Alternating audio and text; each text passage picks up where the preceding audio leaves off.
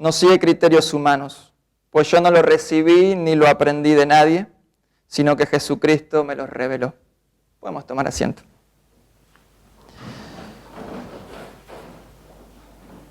El contexto de la carta de los Gálatas nos describe que los Gálatas habían llegado a la fe verdadera, habían sido rescatados por gracia y habían sido salvados por gracia, mediante la predicación y la enseñanza que San Pablo había hecho en medio de ellos.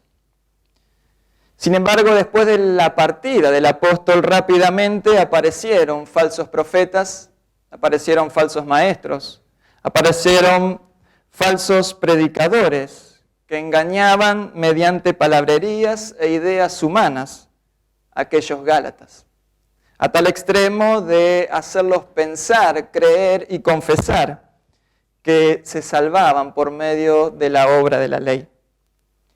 Y para refutar esta falsa enseñanza, San Pablo, ya en el comienzo del capítulo 1 y en esta segunda sección del capítulo 1, magnifica su oficio en el cual él había sido llamado. El apóstol Pablo no estaba dispuesto de ninguna manera a asumir una posición inferior a estos falsos apóstoles que estaban apareciendo y que estaban siendo puestos como moda.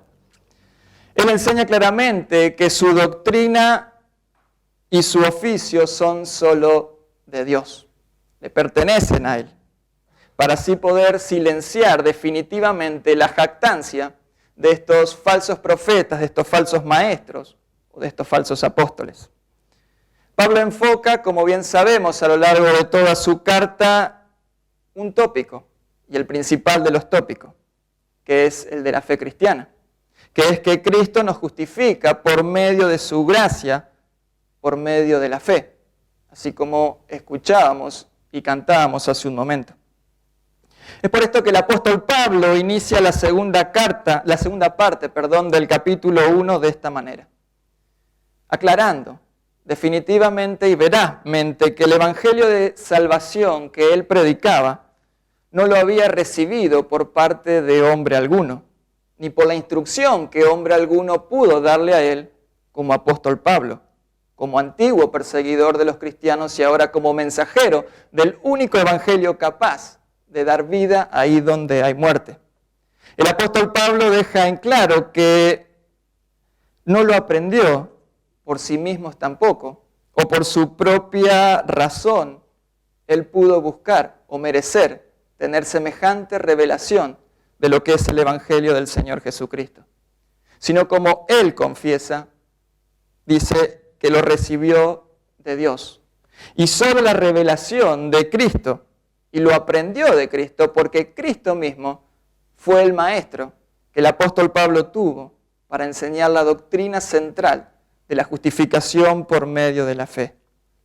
Y esta presentación del apóstol Pablo frente a los suyos no es casual, ni que Pablo quiera salir por sobre el resto de las personas, sino que esta presentación que el apóstol hace en cartas tras cartas que él escribe, y en especial esta carta, en sus primeros versículos y en esta segunda porción de esta semana, marca el carácter de su oficio y el carácter divino de su oficio y su preocupación y ocupación por la sana doctrina, por la cual la salvación había llegado a aquellos Gálatas que habían creído en esa predicación.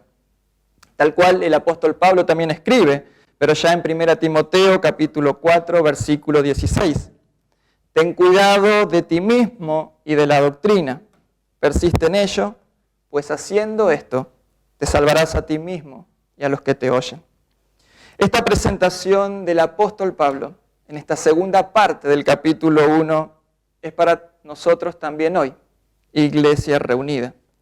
Porque Pablo hace escuchar lo que la iglesia de aquel tiempo necesitaba. Hace escuchar lo que la iglesia en la actualidad necesita escuchar. Y hace escuchar lo que la iglesia en un futuro seguirá necesitando escuchar, que es este evangelio. ¿Y qué evangelio predicaba el apóstol Pablo?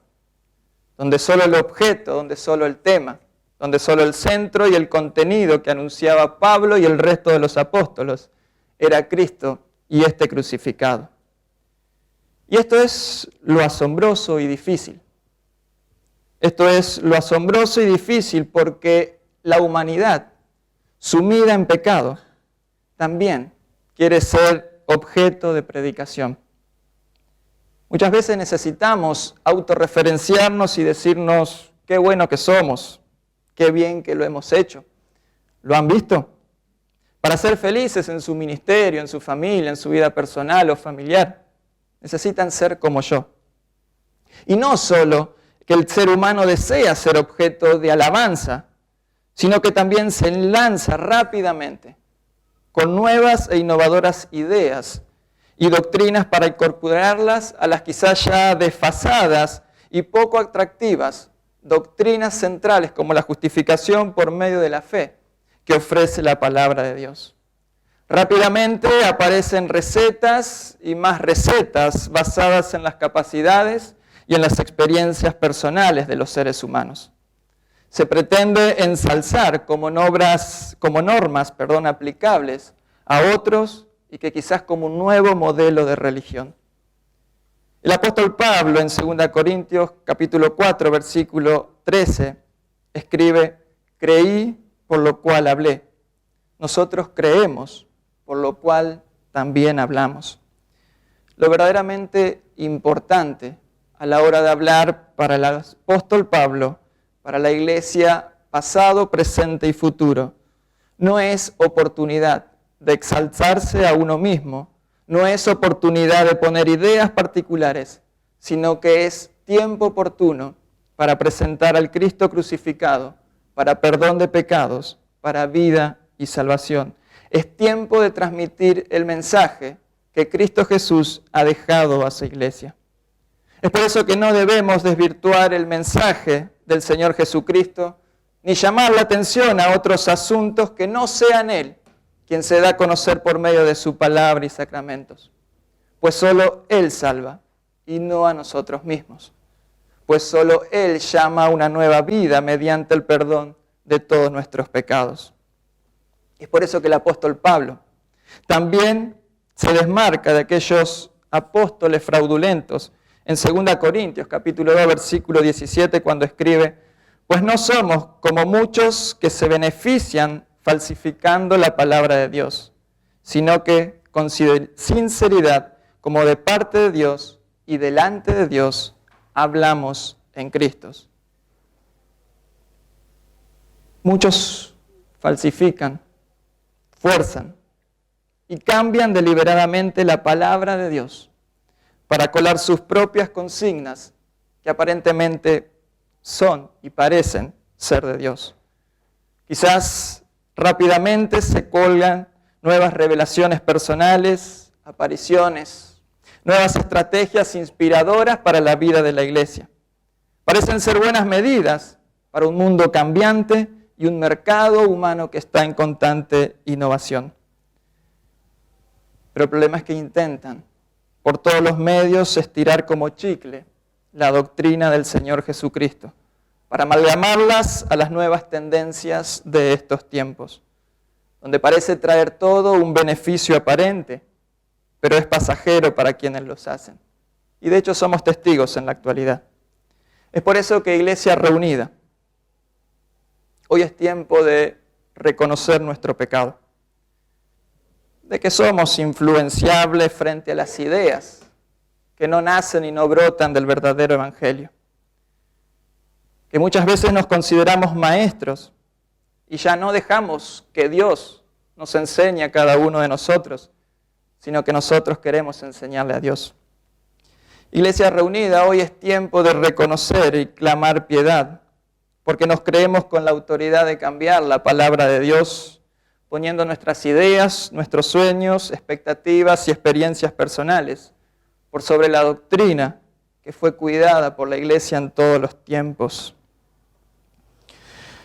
Hoy es tiempo de confesar y de saber de que la doctrina se entiende porque es revelada de arriba y no porque es carne, o revelada, por carne y sangre humana.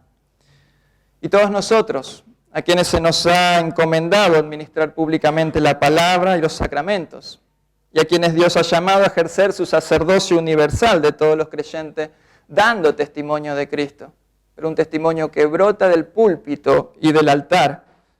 Necesitamos reconocer y saber que somos frágiles en nosotros mismos y que no tenemos nada de qué gloriarnos en lo personal, sino como escribe también el apóstol Pablo en 1 Corintios capítulo 1, el que se gloríe, gloríese en el Señor. Pues este Señor es quien dio su vida por cada uno de nosotros.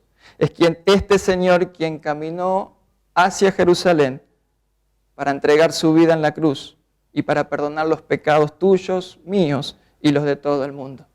Es por eso que el apóstol Pablo da a conocer su oficio, porque su oficio lo llama a hablar a quien en realidad tiene poder para salvar al mundo, a quien en realidad tiene poder para dar nueva vida por medio de su palabra.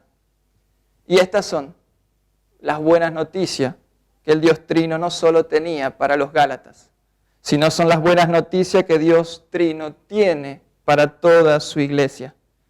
Y como escuchábamos en el Evangelio, un Señor que viene a visitar lo que estaba muerto para darnos vida. Un Señor que viene una vez más a visitar a su pueblo y dar vida por medio del Evangelio predicado. Saber y alegrarse hoy que Dios sigue visitándonos en medio de nuestras alegrías y en medio de nuestros sufrimientos. Y que lo hace, como en Romanos capítulo 5 nos enseña, por medio de su Espíritu Santo, el cual se derrama constantemente por gracia divina en nuestra vida. Cada día y abundantemente esta gracia nos alcanza y nos da la excelente noticia del perdón de los pecados. Cada día esta abundante gracia nos alcanza por medio de la fe recibida ahí en nuestro pacto bautismal para vivir nuestra vida renovada en el Señor Jesucristo.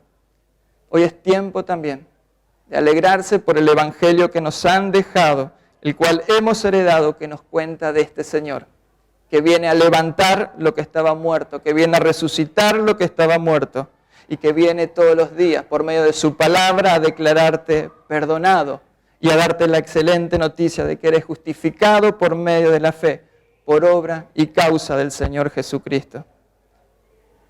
Es tiempo de disfrutar de esta presencia que el Señor Jesús tiene en la vida de cada uno de nosotros, por su palabra y por su sacramento. Es tiempo de poder correr todos los domingos a su mesa para recibir de su cuerpo y para recibir de su sangre, para tener perdón, vida y salvación eterna. El Evangelio te entrega este banquete que el mundo y los falsos profetas no te pueden dar. El Evangelio te invita y te anuncia que no te necesitas privar de las grandes promesas que Dios nos ofrece, porque nos ha restaurado de todos nuestros pecados por medio de la sangre del Cordero de Dios, que quita los pecados del mundo. Estimada iglesia, el Evangelio que ustedes han recibido y del cual son testigos, es que Cristo vino a morir por los pecadores. Es que Cristo venció a la muerte y luego entró en su gloria. De que nosotros somos bautizados en su muerte y resurrección y que comemos una cena espléndida de su cuerpo y sangre derramada para el perdón de los pecados. Y este mensaje es el mensaje inmutable que proclamó el Señor Jesucristo, sus apóstoles, el apóstol Pablo, y que proclama la iglesia y que seguirá proclamando. Esto es lo que creemos acerca del Evangelio, que da vida a aquello que estaba muerto. Esto es lo que el Santo Evangelio nos regala a cada uno de hoy, de saber que hemos sido perdonados de nuestros pecados, en el nombre del Padre, del Hijo y del Espíritu Santo. Amén.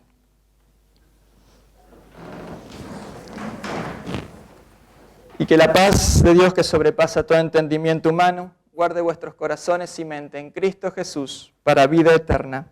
Amén.